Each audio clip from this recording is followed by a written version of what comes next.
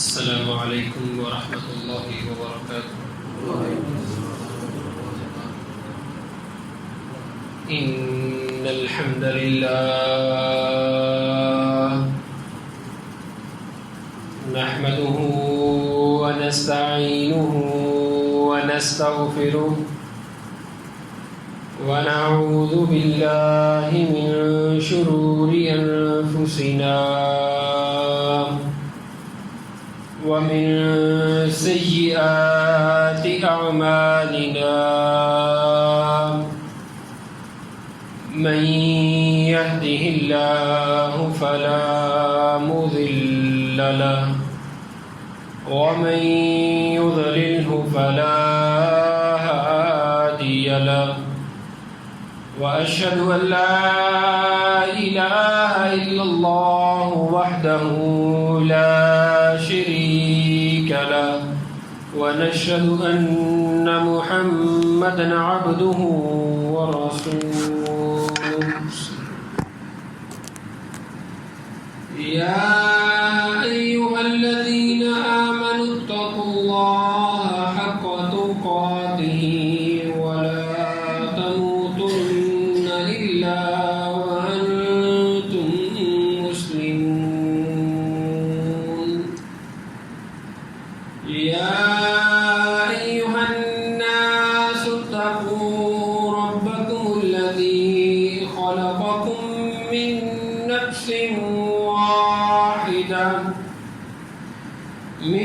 نفس واحدة وخلق منها زوجها وبث منهما رجالا كثيرا ونساء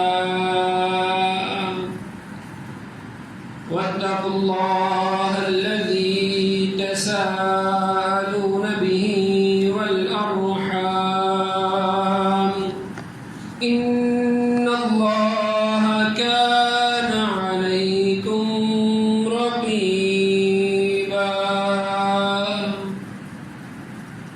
يا أيها الذين آمنوا اتقوا الله وقولوا قولا سديدا يصلح لكم أعمالكم ويغفر لكم ذنوبكم ومن يطع الله ورسوله فقد فاز فوزا عظيما.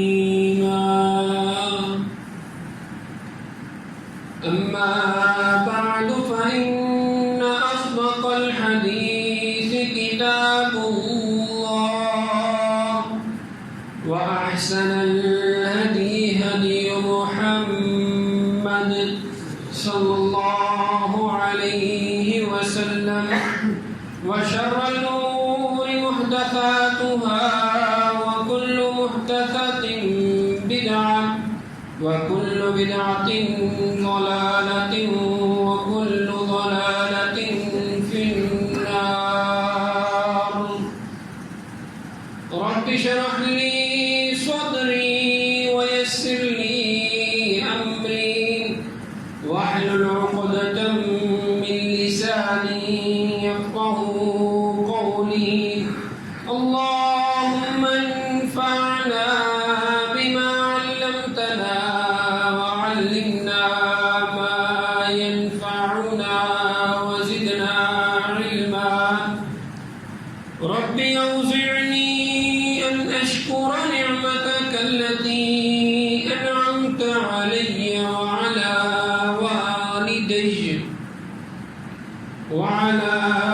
والدي وأن أعمل صالحا ترضاه وأصلح لي في ذريتي إني تبت إليك وإني من المسلمين.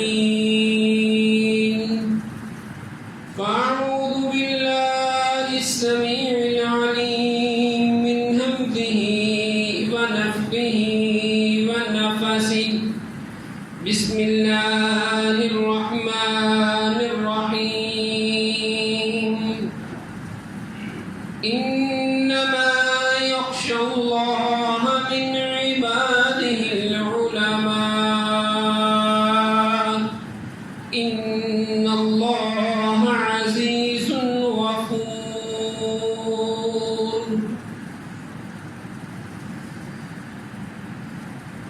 اور بے شک اللہ کے بندوں میں سے اللہ سے ڈرنے والے وہی ہیں جو اللہ کو جانتے ہیں۔ اللہ بڑی عظیم غالب حکمت والا اور معاف کرنے والا ہے۔ ہر قسم کی حمد و ثنا، عبادات، تحمیدات، تکبیرات، تسبیحات اللہ وحدہ لا شریک لہ کے لیے ہیں، جو ایک اکیلا اس پوری کائنات کا خالق ہے، مالک ہے، رازق ہے، داتا ہے، دستگیر ہے۔ میری آپ کی سیاحت کو، لغزشوں کو درگزر کرتے ہوئے دنیا کی بہترین نعمتوں سے نواز رہا ہے۔ انگنت تعداد بے شمار بے حد و حساب درود و سلام ہوں امام الانبیاء، سید الانبیاء، نبی آخر الزمان، سرور کونین، احمد مصطفیٰ محمد مصطفیٰ صلی اللہ علیہ وآلہ وبارک وسلم کی ذات اقدس مطہرہ پر، کہ جن کی شب و روز کی محنتوں، کوششوں، کاوشوں کی بدولت آج میں اور آپ دین اسلام کی بہترین اور سب سے اعلیٰ چھتری تلے بیٹھے ہیں۔ معزز احباب گرامی قدر،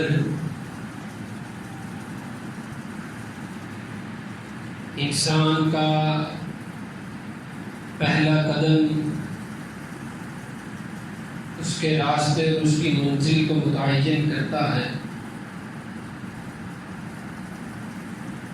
دنیا کے معاملات کے اندر، دنیاوی روز و شب کے اندر انسان اپنی زندگی گزارنے کے لیے ہر چیز کی، ہر پہلو کی پہلے ہمیشہ پلاننگ کرتا ہے۔ پلاننگ کرنے کا اس کا اصل بنیادی مقصد یہ ہوتا ہے کہ وہ جو کام سر انجام دینے والا ہے، جس راستے پر جانے والا ہے، جس منزل پر اس کو پہنچنا ہے، اس کے بارے میں جو اس کے خیالات ہیں، جو اس کے اشکال ہیں، یا جو مسائل اور مصائب اور پریشانیاں ہیں، وہ اس کے بارے میں پہلے ہی مطالعہ کر لے، کسی قسم کی بعد میں پریشانی کا سامنا نہ کرنا پڑے۔ اور عمومی طور پر ہوتا بھی ایسا ہی ہے کہ جس چیز کا انسان ایک ٹارگٹ فکس کر لے، ایک منزل، ایک مقام کے اوپر اپنا تہیہ باندھ لے کہ میں نے اس منزل، اس مقام کے اوپر پہنچنا ہے، تو وہ ہمیشہ اس کے لیے اچھا راستے کا انتخاب کرتا ہے۔ کبھی ایسا نہیں ہوا کہ کوئی انسان کسی مقام پر پہنچنے کے لیے، کسی منزل پر پہنچنے کے لیے آسان، سہل، بہترین، صاف راستہ موجود ہے، لیکن پھر بھی وہ اس راستے کی طرف سے جا رہا ہے جس راستے میں مشکلیں ہیں، جس راستے میں مسائل ہیں، جس راستے میں مسائل ہیں۔ انسان نے دنیاوی معاملات کے اندر کبھی اس طرح کا معاملہ نہیں کیا۔ وہ ہمیشہ اپنے آپ کو بہترین راستے کی طرف چلاتا ہے کہ میں جو دنیا کا کام کر رہا ہوں، وہ جس بھی مقصد کے لیے ہے، جس کے لیے بھی ہے، وہ اچھا اور بہترین طریقے سے ہو جائے۔ بالکل اسی طرح کی مثال ہمارے معاشرے میں آج ہماری اولاد کے بارے میں ہے کہ ہم اپنی اولاد کو تعلیمی میدان میں بھیجتے وقت اپنے ذہن میں ایک خاکہ سیٹ کر لیتے ہیں۔ ہمارا جب بچہ 5ویں، 8ویں یا میٹرک کی کلاس سے نکلتا ہے تو ایک والد و والدہ بلکہ خاندان کے ذہن میں اس کو ایک مقام پر پہنچانے کا ایک ارادہ کیا جاتا ہے۔ اس مقام پر پہنچانے کے ارادے کی خاطر جب اس ارادے کو مکمل کر لیا جائے، اس راستے کا انتخاب کر لیا جائے، یہ تعلیم دلوانی ہے، ہر حال میں دلوانی ہے، اس بات سے کوئی غرض نہیں، اس بات سے کوئی مقصد نہیں کہ وہ انسان کو دنیا اور آخرت میں کیا فائدہ دیتی ہے۔ مقصد صرف یہ ہے کہ جو اس کی زندگی گزر رہی ہے وہ اچھی معاش میں گزر جائے۔ ایک باپ یہ بات کہتا ہے ساری زندگی میں نے ریڑھی لگائی ہے، میں نے دھکے کھائے ہیں، اولاد کو اس لیے پڑھا رہا ہوں کہ میری طرح مصیبت نہ دیکھے۔ خاندان کے لوگ یہ بات کہتے ہیں کہ اولاد کے اوپر ایک نیکی کر جا، اس کو ایک بہترین تعلیم دلوا جا، دنیا کی بہترین ڈگری دلوا جا۔ مقصد پوچھا جائے تو کیا ہے؟ کل کو ایک اچھی سرکاری نوکری لگ لے گا، کل کو ایک اچھی پرائیویٹ نوکری کر لے گا، کل کو کوئی اپنی چھوٹی موٹی فرم بنا لے گا۔ جس طرح تجھے دنیا کے اندر معاش کی پریشانی رہی ہے، اس طرح کی معاش کی پریشانی تیرے بچے کو، تیری آل اولاد کو نہیں رہے گی۔ یہ ایک ذہن اس امت کے اندر ایک مخصوص سازش کے ذریعے ہر انسان کے ذہن کے اندر اس بات کو فکس کر دیا گیا کہ انسان کی اولاد ہوتی ہے، تعلیمی میدان میں داخل کرنے کے ساتھ ہی سب سے پہلی اور آخری خواہش اور جتن جو ہوتا ہے وہ اس بات کے اوپر ہوتا ہے وہ اس طرح کی تعلیم حاصل کر سکے کہ دنیا کا مال و زر اس کے آگے پیچھے ہو، آخرت کی کوئی فکر نہیں رہتی۔ اور پھر اس کا نتیجہ یہ ہوتا ہے، ہم آج معاشرے میں دیکھتے ہیں، اس کی ایک بنیادی وجہ یہ ہے کہ ہم لوگ کماتے بے تحاشا ہیں، ہم لوگ محنت بے تحاشا کرتے ہیں، ہمارے پاس وسائل بے تحاشا ہیں، ہماری ذرائع آمدن بے تحاشا ہے، ہزاروں والے لاکھوں میں ہیں، لاکھوں والے کروڑوں کے اندر ہیں، لیکن پھر بھی ہر بندے کی زبان کے اوپر شکوہ ہے، شکوے کے علاوہ کوئی دوسری بات نہیں۔ اس لیے کہ ہم نے زندگی گزارنے کا جو پیرامیٹر دنیا کو سمجھ لیا تھا اس نے ہماری زندگی تو گزاری، لیکن ہماری زندگی میں سے روحانیت، سکون اور امن کو ختم کر دیا۔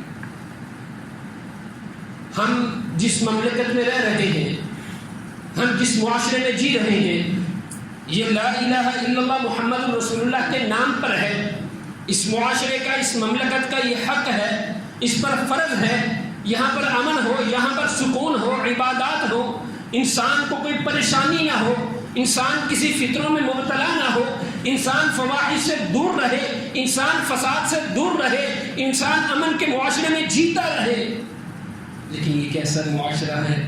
ہم نے لا الہ الا اللہ کے نام سے وہ ملک بھی لے لیا، مملکت بھی لے لی، ہم زندگیاں بھی لا الہ الا اللہ کے نام سے بسر کر رہے ہیں، ہم نماز بھی پڑھ رہے ہیں، ہم زکوٰۃ بھی دے رہے ہیں، روزہ حج عمرہ بھی کر رہے ہیں، قیام بھی کرتے ہیں، لیکن اسی معاشرے میں دیکھیے ہر دوسری تیسری چوکھٹ کے اوپر ایک مسلمان دوسرے مسلمان کو نقصان دیتا ہے، ایک مسلمان دوسرے مسلمان کے ساتھ خیر خائی نہیں کر رہا، بھلائی نہیں کر رہا، ایک مسلمان دوسرے مسلمان کے ساتھ زیادتی کرنا اپنا حق سمجھتا ہے، ایک مسلمان دوسرے مسلمان کو اپنے معاملے میں سب سے نیچے رکھنا، اس کو دبا کر رکھنا، اس کا مال کھانا، اس کو دنیا میں بے عزت کرنا اپنا حق سمجھتا ہے۔ اس کی صرف ایک بنیادی وجہ ہے، انما یخشی اللہ من عباده العلماء۔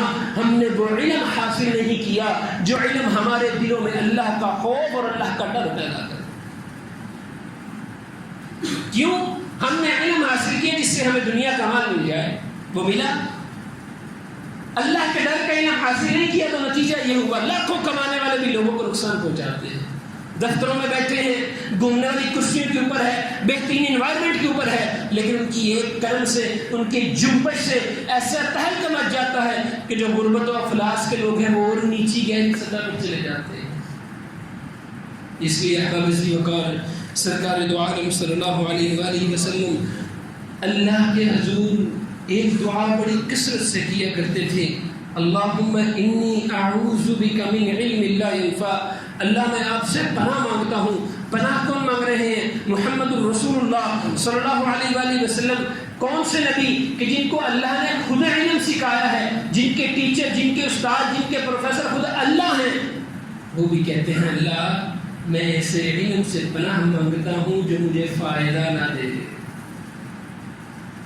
جو انسان کو تعلیم مل جانے کے بعد اخلاقی گراوٹ مل جائے، انسان اونچے عہدے پر پہنچ جانے کے بعد اپنے آپ کو اس پیرامیٹر پر لے جائے اس منصب پر لے جائے کہ اس کو دوسرے انسان نہیں حیوان نظر آئے. جب انسان مال اس طرح کمائے کہ اس کو اپنے علاوہ باقی ساری دنیا کے لوگ اپنے سے سب سے کمتر نظر آئیں، تو یاد رکھیے یہ جون سی کی ڈگری ہے جس بھی معاشرے میں لی جائے، جس بھی ملک میں جا کر لی جائے، جس بھی کنٹری لی جائے، یہ ڈگری انسان کو فائدہ نہیں دے سکتی. اور پھر ایک دعا نبی کریم بڑی کثرت سے کیا کرتے تھے، یہ دعا ہم ہر جمعہ میں بھی پڑھتے ہیں، اللہم انفعنی بما علمتنی. اللہ میں آپ سے نفع مند علم کا سوال کرتا ہوں، وعلمنی ما ينفع، علم دے اللہ جس علم سے مجھے فائدہ ہو. اللہ علم بھی وہ دے جس سے فائدہ ہو. اللہ جو علم پاس ہے وہ بھی اس طرح کا ہو جس سے فائدہ ہو. اس کے علاوہ اللہ سے کوئی ڈیمانڈ نہیں کی. یہ دعا اللہ نے اس طرح مقبول کی کہ نبوت سے پہلے بھی سرکار دو عالم صلی اللہ علیہ وآلہ وسلم عرب کے اندر سب سے بہترین عمل کے اندر عالم بردار تھے. ساری زندگی کسی کو زبان سے تکلیف نہیں دی، کسی کو ہاتھ سے تکلیف نہیں دی، اشارے سے تکلیف نہیں دی، آنکھ سے تکلیف نہیں دی، کسی کی طرف غصے سے دیکھا تک نہیں ہے. کس علم کی وجہ سے؟ اقرأ باسم ربک الذی خلق الحمدللہ رب العالمین والناس تک، سورہ فاتحہ سے لے کر سورہ ناس تک اللہ نے یہ علم سرکار دو عالم کو سکھایا، اور اتنا بہترین سکھایا کہ نبی کریم نے عملی نمونہ بن کر، ان کے صحابہ نے ان کے جانشین بن کر یہ بہترین علم کو دی. ایک رپورٹ کے مطابق پاکستان میں جو عصری تعلیم کے ادارے ہیں، جس سرکاری اعداد و شمار ہیں کہ وہاں پر تعلیم کے اوپر 98% سے زیادہ کام کیا جاتا ہے، لیکن ایک طالب علم کو اچھا انسان، ایک طالب علم کو اچھا بیٹا، اچھی بیٹی، ایک طالب علم کو معاشرے کا اچھا فرد بنانے کے لیے اخلاقیات کے اوپر، اس کی زندگی کے اوپر، اس کی سیرت کے اوپر 2% بھی اداروں میں کام نہیں کیا جاتا. لاکھوں ادارے ہوں، 1 2 3 4 5 10 ادارے نکلتے ہیں کہ جو ادارے آپ کے بچوں کی اخلاقی تربیت کرتے ہیں، لیکن عمومی طور پر والدین شکوہ کرتے ہیں، گھر سے کچھ سمجھا کر بھیجتے ہیں، اسکول جاتا ہے، کالج جاتا ہے، یونیورسٹی جاتا ہے، پتہ نہیں کیا جادو ہو جاتا ہے، ہماری ساری تربیت خاک میں ملا دیتا ہے، وہاں کا سبق اٹھا کر گھر میں لے آتا ہے. یہ بات اس معاشرے کے ہر فرد کو پتا ہے، یقینی بات ہے. یہ جو آج بچوں میں عیوب پائے جاتے ہیں، ان میں جو نقائص ہیں، ان میں جو بری عادتیں آ گئی ہیں، وہ بری عادتیں کہ جو معاشرے میں کبھی انسان سوچ بھی نہیں سکتا، یہ ہماری مادی اداروں کی پیدا کرنا ہے. اس مادی اداروں میں پڑھانے والے اساتذہ ہیں، پروفیسر ہیں، وہ بھی اخلاقی سبق کی گراوٹ سے آ رہی ہیں. اخلاق کے سب سے نچلے پہلو پر ہوتے ہیں. سامنے بیٹھنے والی چاہے بیٹی ہے چاہے بیٹا ہے، پڑھانے میں لڑکی ہے یا لڑکا ہے، ہمیشہ اس بات کی طاقت میں رہتے ہیں کہ ہم نے ان بچوں کو دبانا کس طرح ہے. وہ اپنے مفاد کے حصول کے لیے، بچے چند نمبروں کے حصول کے لیے اپنے اساتذہ کے ساتھ مل جاتے ہیں. نتیجہ کیا ہوتا ہے؟ علم بھی گوا لیتے ہیں، عزت بھی گوا لیتے ہیں، اخلاق بھی گوا لیتے ہیں، والدین بھی گوا لیتے ہیں. ساری زندگی زبان پر ایک شکوہ رہتا ہے، اس کو گرتی تو فلاں حاجی صاحب نے دی تھی، امام صاحب کو بلا کر اس کے کان میں اذان دی تھی. ہائے اس کی زندگی میں کیا ہو گیا، ہمیں سمجھ ہی نہیں آئی. یونیورسٹیز کا لیول اٹھائیے، سرچ کیجیے پاکستان کے تعلیمی اداروں کے بارے میں. ایک بھی پاکستان کی یونیورسٹی ایسی نہیں ہے کہ جہاں آپ کا بچہ جائے تو دین اسلام کا عالم بن کر نکلے. ایک بھی یونیورسٹی کے نصاب میں یہ چیز شامل نہیں ہے کہ اذان کا وقت ہوگا تو تعلیم بند کر دی جائے گی. ایک بھی یونیورسٹی کے نصاب میں یہ چیز شامل نہیں ہے تمہاری زبان سے بات گوئی ہوئی، تم نے گالی نکالی، جھوٹ نکالا، تمہیں باہر نکالا جائے گا. ایک بھی یونیورسٹی کے اندر اس بات کا اصول قائم نہیں ہے کوئی بیٹی ہے جس بھی عمر میں ہے، لڑکی ہے جس بھی عمر میں ہے، بالغ ہے، 10 سال سے زیادہ ہے، 12 سال 15 سال سے زیادہ ہے، اس کے چہرے سے نقاب نہیں اترنا۔ کسی بھی یونیورسٹی میں یہ تعلیم نظام نہیں ہے کہ مخلوط تعلیم کے اوپر کارروائی کی جائے گی، لیکن ہمیں پھر بھی یہ یونیورسٹیاں، یہ ادارے ہمارے دلوں کی ٹھنڈک بنے ہیں۔ ہمارا بچہ جب تک نامور ادارے میں نہ جائے، عزت جاتی ہے جائے، مال جاتا ہے جائے، خاندان میں عزت رہنی چاہیے۔ فلاں صاحب کا بیٹا فلاں یونیورسٹی میں گیا ہے، وہاں پر گیا ہے، ڈگری تو لے لی ہے لیکن اخلاق کے سارے پہلو گرا بیٹھا ہے۔ یہ اس لیے ہوا ہم نے اللہ کو نہیں جانا، ہم نے اللہ کے ڈر کو محسوس نہیں کیا، ہم نے اللہ کی طاقت کو دیکھا نہیں ہے۔ آپ کے بچے جس بھی ادارے میں پڑھتے ہیں، اس بات کو چھوڑیے وہ دینی ادارہ ہے، دنیاوی ادارہ ہے، جائیں کسی ادارے میں ہاتھ رکھیں، اس ادارے میں جائیں، اس ادارے کے کونے کونے کو جا کر چھانیں، آپ کو یقین ہوگا کہ ہمارے یہ نوجوان بچے، ہماری یہ نوجوان اولاد سب سے زیادہ تعلیم کے نام پر جس جگہ سے متاثر ہو رہی ہے، یہ ہمارے وہ مادی ادارے ہیں، کہ جہاں پر اگر کوئی لڑکا لڑکی آپس میں بیٹھتے ہیں تو وہ اس کو ذاتی اظہار رائے کا نام دیتے ہیں، لڑکا بالی ہے لڑکی بالی ہے، اپنی مرضی کے نام کے ہیں۔ لیکن یقین مانیے جب کبھی کسی ادارے کے سربراہ کی اولاد میں سے کوئی ایسا نکل آئے تو ہم نے ان کو داڑے مارتے بھی دیکھا ہے۔ ہمارے ایک ٹیچر ہیں، لاہور ایک کالج میں پڑھاتے ہیں، پڑھانے کے دوران مادی ادارے کے اندر ایک عورت کے ساتھ ان کے معاملات ہوئے، انہوں نے ان سے نکاح کر لیا، شادی کر لی، اور اس عورت سے شادی نام نہاد کورٹ میرج کی کہ جس کی اسلام میں کوئی گنجائش نہیں ہے۔ لڑکی نے اپنے والدین کی مرضی کے خلاف شادی کی۔ کافی عرصے کے بعد ان سے ملاقات ہوئی، تقریباً 1 سال پہلے۔ ان کی طبیعت دیکھ کر بڑی پریشانی لاحق ہوئی،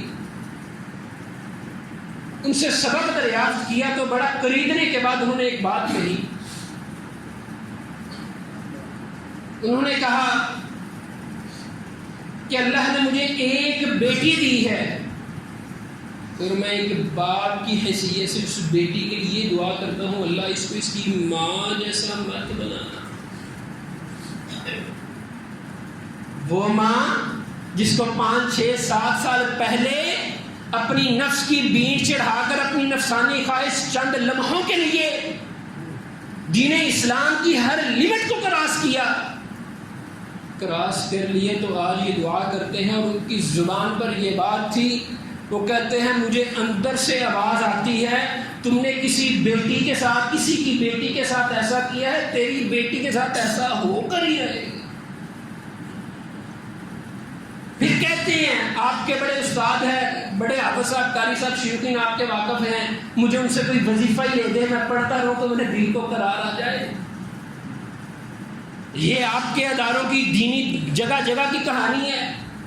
پہلے کئی کہاں سنا جاتا تھا، کسی ایک آج یونیورسٹی میں ایسا ہو۔ اب ہمارے میٹریکولیشن کے جتنے بھی سکول ہیں، ہائر سیکنڈری کے جتنے سکول کالجز ہیں، ان میں بھی یہ فتنہ عام ہے۔ آج تک کسی ادارے سے بچے کو اس لیے نہیں نکالا گیا کہ تیری زبان گندی ہے۔ وہ لغویات ادارے میں جا کر بولتا ہے کہ اللہ کی پناہ ہے، پڑھانے والے بھی اسی طرح کے، وہ بھی بسا اوقات ایسی لغویات کہہ دیتے ہیں کہ بچے کی تربیت میں ہمیشہ خلل ہی رہتا ہے۔ ہاں، اس کا دوسرا پہلو بھی دیکھیے کہ جس کے دن کا آغاز ہوگا نماز فجر سے، نماز فجر سے آغاز ہونے کے بعد وضو کی حالت میں وہ مسجد میں بیٹھے گا، وضو کی حالت میں وہ اصحاب صفہ کی چٹائیوں پر بیٹھے گا، وضو کی حالت میں وہ اللہ کے پرنور فرشتوں کے پروں کے اوپر بیٹھے گا، وضو کی حالت میں اس طرح بیٹھے گا کہ اللہ کے سب سے بہترین فرشتوں نے اس کو اپنی سیکیورٹی حصار میں رکھا ہوگا۔ وضو کی حالت میں اس کے دن کا آغاز ہوگا، وہ سب سے پہلے پڑھے گا قرآن مجید کی تلاوت کرے گا، پڑھانے والا سامنے بزرگ ہے، وہ بھی مسند پر بیٹھا ہے، سامنے قرآن مجید کھلا ہے، کچھ لمحے گزریں گے، قرآن مجید کے بعد حدیث کا سبق شروع ہو جائے گا، نبی کریم اور صحابہ کرام کی زندگی اور ان کے معاملات کو پڑھتا رہے گا، کچھ لمحے گزریں گے، سیرت کے باقی پہلو پڑھتا رہے گا۔ یہ دن کا اختتام اس کا ظہر کے قریب ہوگا، نہ کسی نے اس کے منہ سے گالی سنی ہے، نہ کسی نے اس کے منہ سے بد زبانی سنی ہے، نہ کسی نے وہاں پر لغویات سنی ہیں، نہ وہاں پر کسی قسم کے لڑکا لڑکی کی انٹریکشن موجود ہے۔ کیوں؟ کیونکہ وہ قرآن مجید کی تعلیم حاصل کر رہے ہیں، جن کے بارے میں اللہ نے فرمایا تھا انما یخشی اللہ من عبادہ العلماء۔ کروڑوں لوگ ہوں گے، اربوں ہوں گے، کھربوں ہوں گے، لا تعداد ہوں گے، لیکن گنتی کے چند لوگ ہوں گے، 2 4 5 10 100 200 1000 2000 لوگ ہوں گے جن کو اللہ یہ طاقت، یہ حکمت، یہ توفیق دے گا کہ وہ اللہ سے ڈرنے والا علم حاصل کریں گے۔ اس بات کو پتہ بھی ہے، اس معاشرے کو پتہ بھی ہے، آج کے لوگوں کو پتہ بھی ہے کہ میرا بچہ وہاں جائے گا، اس کے ساتھ یہ سلوک ہوگا، میں وہاں بھیج رہا ہوں، وہاں پردہ موجود نہیں ہے، پھر بھی یہ بات اپنے دل کے اوپر پتھر نہیں رکھتا، اپنے آپ کو ہر قسم کی حیا سے عار محسوس کرتے ہوئے اس کی ماں گھر سے بیٹی کو تیار کرتی ہے، منہ بھی کھلا ہے، عبایا بھی نہیں ہے، جا بیٹی جا کے تعلیم حاصل کر، تعلیم حاصل کرتی ہے، عزت گوا دیتی ہے، اسلام گوا دیتی ہے، بیٹے کو بھیجا جاتا ہے، جا بیٹا اس ادارے میں تعلیم حاصل کر جس ادارے میں مخلوق تعلیم ہے، تجھے ہر قسم کے دنیاوی گناہ کی آزادی ہے۔ جہاں گناہوں کی آزادی ہو وہاں ہم اپنے بچے بھیجنا فخر محسوس کرتے ہیں، جہاں گناہوں کی بندش ہو، نیکیوں کی آزادی ہو، مساجد میں، مدارس میں، دینی تعلیم میں، قرآن کی تعلیم میں، حدیث کی تعلیم میں، نبی کریم کی سیرت کی تعلیم میں، اصحاب صفا کا جہاں طریقہ کار ہو، جہاں نیکی کی آزادی ہو، ہمیں وہاں اپنے بچے بھیجنا قابل قبول ہی نہیں ہے۔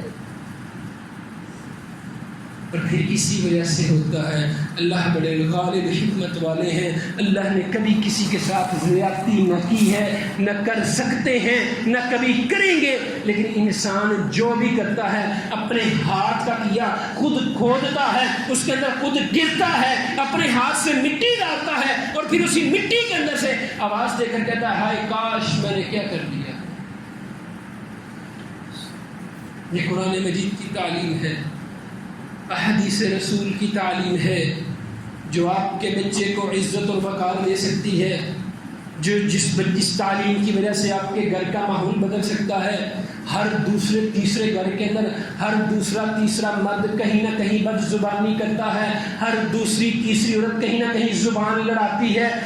وجہ کیا ہے؟ جس زندگی کے اندر چھوٹے تھے، مسجد میں بھیجا، نورانی قاعدہ پڑھ لیا، قرآن مجید ترجمے کے ساتھ موقع نہیں ملا، احادیث کا موقع ہی ملا، اس بات کا شعور ہی نہیں ہے، آپس میں تکرار کر رہے ہیں، لڑائی کر رہے ہیں۔ تمہاری اس لڑائی کی وجہ سے، تمہاری اس تکرار کی وجہ سے اللہ نے جو رحمت کے فرشتے تیرے گھر میں رکھنے تھے، جو متعین کرنا تھے، تم نے خود اپنی تکرار سے، اپنی بدگوئی سے، اپنی بد زبانی سے، اپنی چرب زبانی سے ان فرشتوں کو اپنے گھروں سے باہر نکال دیا ہے۔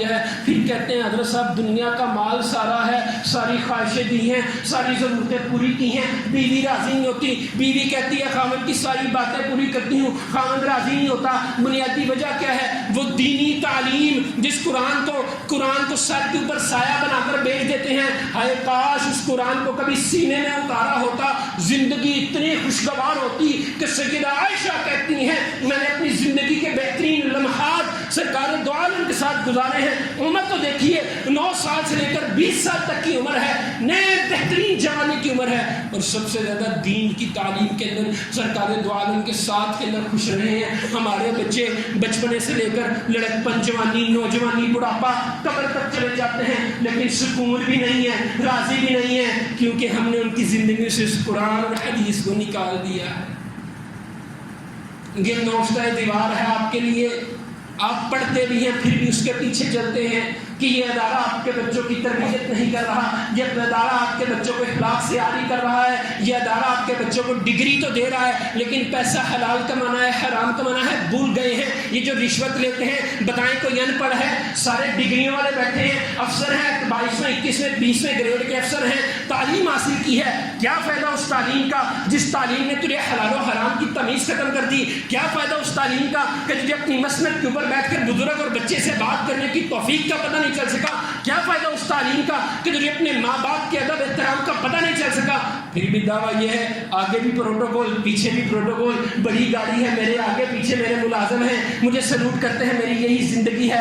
اے مسلمان تجھے افسوس ہونا چاہیے، یہ تیری زندگی نہیں ہے، تیری زندگی وہ ہے جو یخشی اللہ من عبادہ العلماء، اللہ کا خوف اللہ کا ڈر تیرے دل میں آئے، تجھے حلال حرام کا پتہ ہو، تو حرام کے پاس سے بھی نہ گزرے، حلال بھی کوئی بندہ کھینچ جاتا ہے اس کے ساتھ زیادتی پھر بھی نہ کرے تو اپنی زبان سے بہترین بات نکالتا ہے، تیری آنکھ کے اشارے سے بھی کبھی کسی کو تکلیف نہ ہو۔ محدثین لکھتے ہیں جس بندے کو اللہ دین کا علم دے دیتا ہے، اتنا بہترین اور کامل علم دیتا ہے کہ وہ بندہ اپنے دل کے پردے کے آخری حصے میں بھی جا کر کبھی کسی مسلمان کے بارے میں برا سوچتا تک بھی نہیں ہے، کرنا تو پھر دور کی بات۔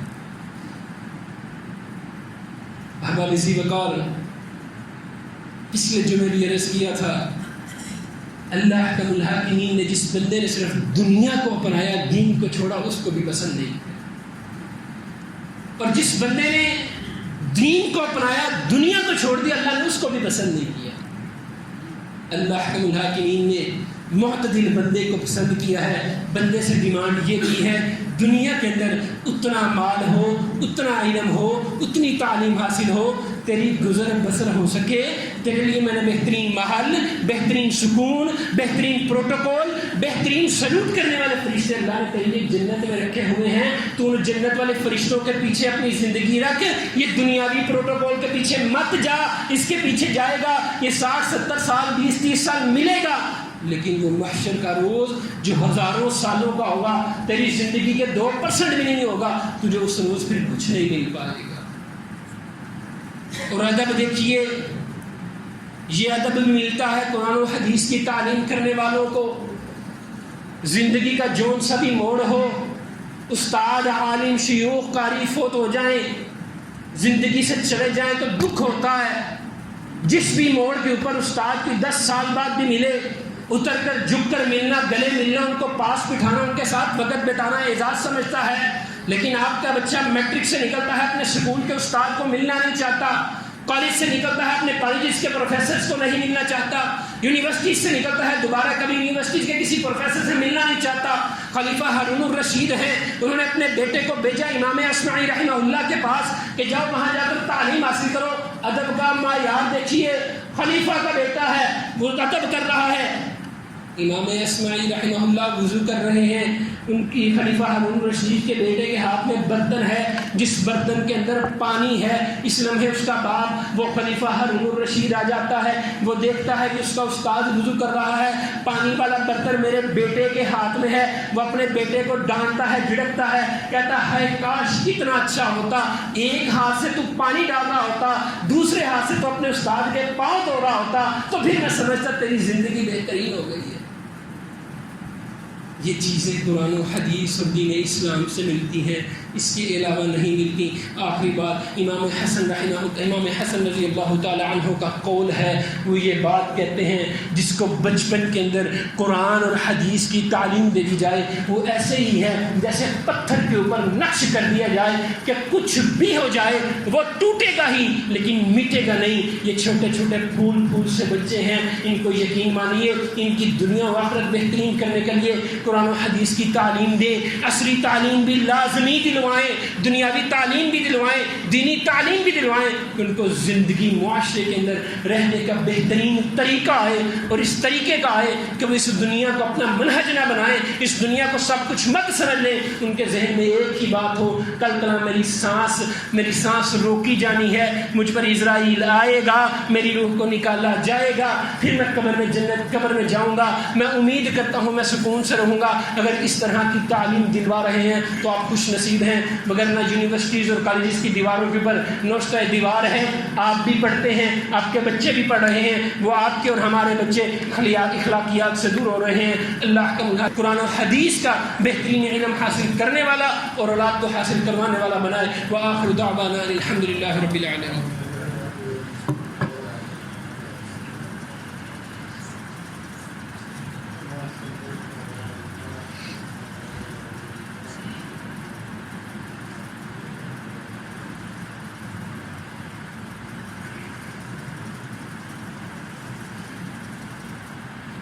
إن الحمد لله نحمده ونستعينه ونستغفره ونؤمن به ونتوكل عليه ونعوذ بالله من شرور أنفسنا ومن سيئات أعمالنا من يهده الله فلا مضل له ومن يضلل فلا هادي له وأشهد أن لا إله إلا الله وحده لا شريك له وأشهد أن محمدا عبده ورسوله اللهم صل على محمد وعلى آل محمد كما صليت على إبراهيم وعلى آل إبراهيم إنك حميد مجيد اللهم بارك على محمد وعلى آل محمد كما باركت على إبراهيم وعلى آل إبراهيم إنك حميد مجيد.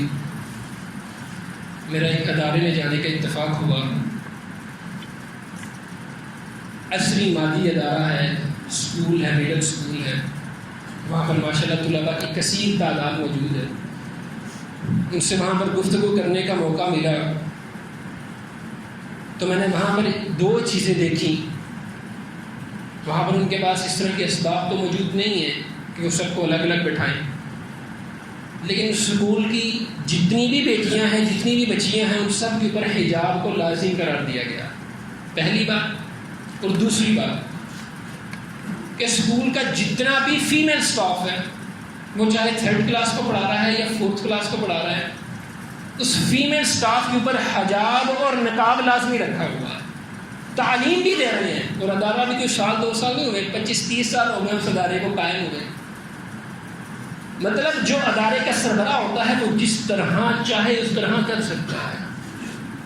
اللہ کی قسم اٹھا کر کہتا ہوں یہ جو یونیورسٹیز، کالجز اور جو مادی ادارے آج کھل رہے ہیں، ان کی ترجیحات میں یہ چیزیں شامل نہیں ہیں. وہ آپ کے ہمارے معاشرے کے بیٹے بیٹیوں کو تار تار ہونا دیکھنا چاہتے ہیں. حقیقی بات ہے. اس لیے اب آپ اپنے آپ کو جھنجھوڑیے، ان اداروں کا انتخاب کیجیے جو آپ کے بچوں کے لیے بہترین ہوں. تلاش کرنے سے مل جاتے ہیں. بڑے بڑے نام اوپر اسلامک بھی لکھا ہوتا ہے، لیکن اندر جائیں تو وہاں پر پھر وہی فواہشات ہوتے ہیں. ڈریس کوڈ کے نام پر فیمیل اساتذہ کو اتنے واحیات لباس بنائے جاتے ہیں. بڑی معمولی سی بات کر دیجیے کہ ہمارا ڈریس کوڈ ہے. یہ ڈریس کوڈ نہیں ہے، یہ فحاشی کا تم نے کوڈ رکھا ہے جو تم نافذ کر رہے ہو.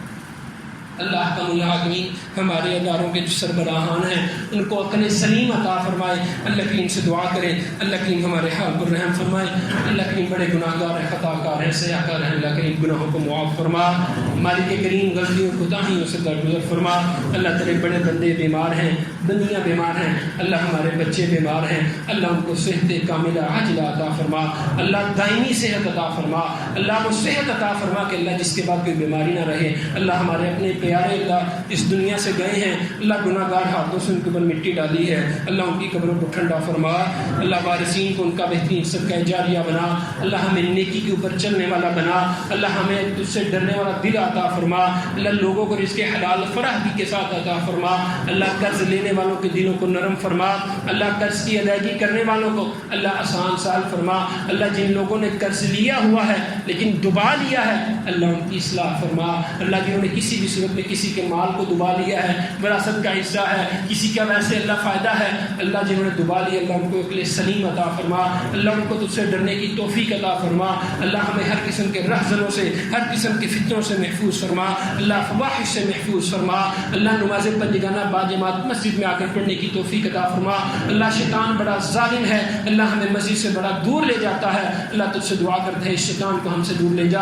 اللہ ہمارے دلوں کو مسجدوں کے ساتھ لگا. اللہ بالکل اسی طرح لگا اللہ جس طرح رمضان میں بھی لگا تھا. اللہ دعاؤں کو قبول کرنے والے ہیں، اللہ دعاؤں کو قبول فرما لیجیے. اللہ اولاد عطا فرما، نیک صالح اولاد عطا فرما، نیک بیٹے بیٹیاں عطا فرما. اللہ اولادوں کے نیک رشتے عطا فرما. اللہ بیٹیوں کے لیے نیک داماد عطا فرما. اللہ ہماری دعائیں تیرے سامنے ہیں، اللہ ان دعاؤں کو قبول فرما. اللہ بڑی تمنائیں، بڑی حاجتیں ہیں، قبول و منظور فرما. مظلوم مسلمانوں کی مدد فرما. اللہ فلسطین کے مظلوم مسلمان، اللہ مائیں بہنیں بیٹیاں، اللہ یہ بزرگ جوان، اللہ تیرے دین کے لیے، اللہ تیرے مسجد اقصی کے لیے اللہ اپنی جانوں کے نذرانے پیش کر رہے ہیں. اللہ ان کی غیبی مدد عطا فرما. یا قاضی الحاجات حاجت المسلمین اذهب الباس رب الناس واشف انت الشافي لا شفاء الا شفاءك شفاء لا يغادر سقما. اللهم اجرنا من النار رب ارحمهما كما ربياني صغيرا. سبحان ربك